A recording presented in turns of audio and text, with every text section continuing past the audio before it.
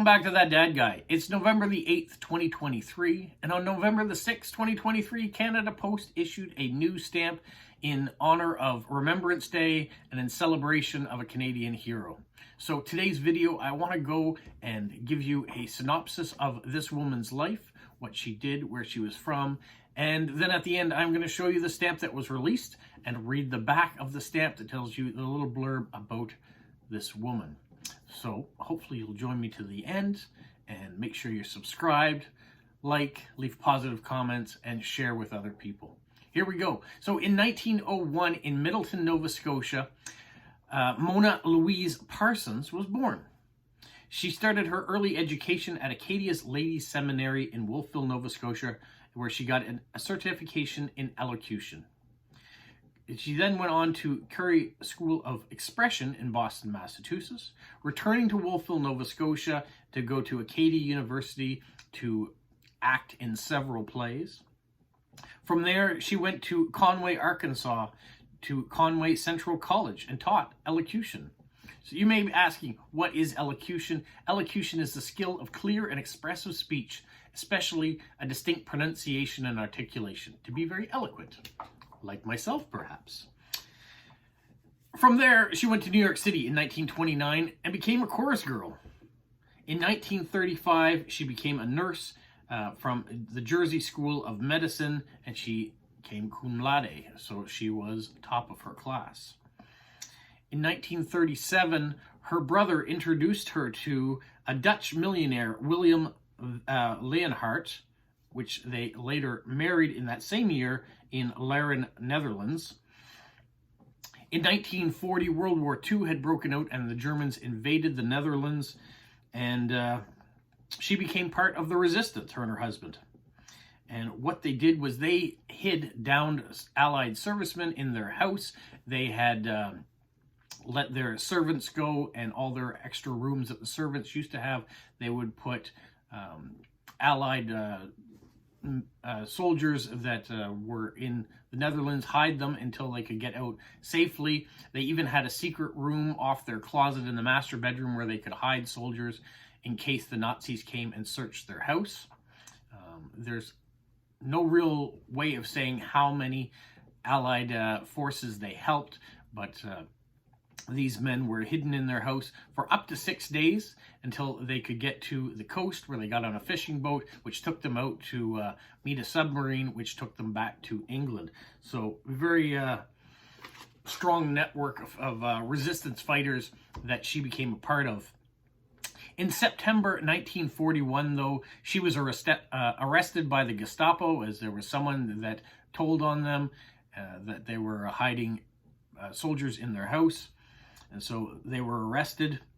She was taken to prison. She was moved twice into 2 different prisons until December of 1941, where she had her trial for treason. She was found guilty and sentenced to death by firing squad. But after receiving the news from the judge, she remained calm and dignified, and she was given an appeal, where she won, and her sentence was reduced to life in prison with hard labor. She was then transferred to a prison in Germany, where she worked on plywood wings for aircraft, igniters for their bombs, and when she got sick with bronchitis and other diseases, she knit socks for German soldiers.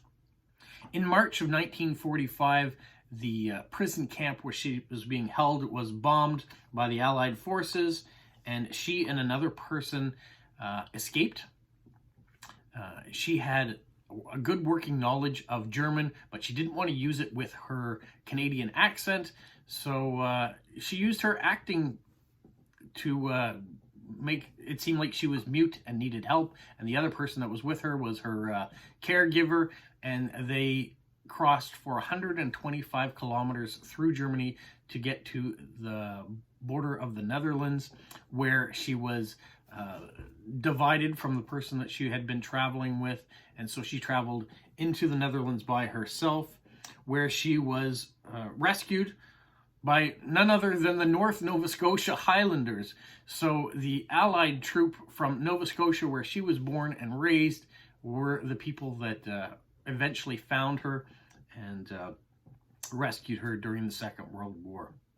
She was reunited with her husband, but her husband never was quite the same, and then in 1956 he passed away.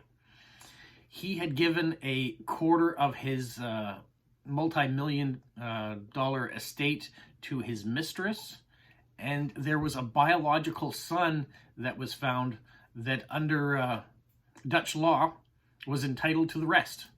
So Mona Parsons returned to Canada with the few possessions she had, and even though she tried to fight the settlement, she lost everything that she had through that marriage. In 1957, she returned to Canada, but in 1959, she married her childhood friend, Major General Harry Foster, where they lived in Cheston, Nova Scotia at Lobster Point. Foster died in 1964, so in 1970, Mona Parsons returned to her hometown of Wolfville, Nova Scotia, where she lived until she passed away in 1976. A statue has been erected in Wolfville, Nova Scotia, out in front of the post office. And that is the same place where this stamp was first introduced. So let me show you what there is. This is the booklet that came out. There are 10 stamps in it.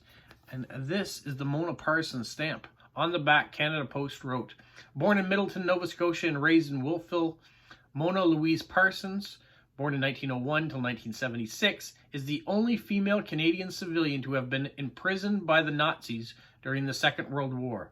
Parsons married a Dutch millionaire in 1937, settling in Laren, North Holland, when the Nazis' occupation began. In 1940, the couple helped the resistance network by hiding downed Allied airmen in their home. Arrested in September 1941, Parsons was condemned to death, though her sentence was later commuted to life with hard labor in Germany. In March 1945, she escaped to the Dutch border, where she received assistance from soldiers who turned out to be from the North Nova Scotia Islanders." Great stamp, great story of Atlantic Canadian once again going above and beyond. Very pleased to learn about this and to learn the history of Mona Parsons. Hopefully you guys learned a little bit too, and you enjoyed the video. Have a magical week. What, Polo? You say like, subscribe, share, and tell all your friends? Who's a good boy? Who's a good boy?